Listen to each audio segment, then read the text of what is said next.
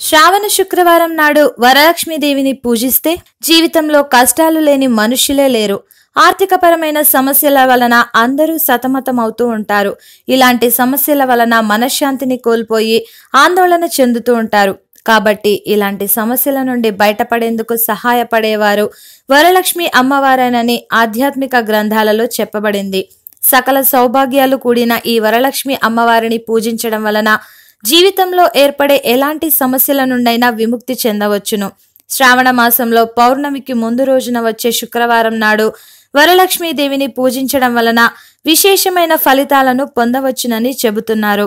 ఈ శ్రావణ శుక్రవారం రోజున ఇంట్లోని తూర్పు దిశలో వరలక్ష్మి అమ్మవారిని పీఠంపై ఉంచి 9 పోగుల తోరణమును ధరించి నియమనిష్టలతో వ్రతాన్ని ఆచరించవలసి ఉంటుంది.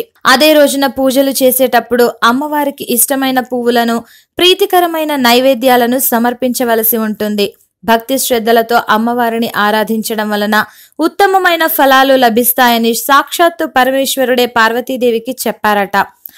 అందువలన ఈ శ్రావణ శుక్రవారం రోజున వరలక్ష్మి అమ్మవారిని ఆరాధిస్తే ఆమె అనుగ్రహం తప్పకుండా దక్కుతుంది.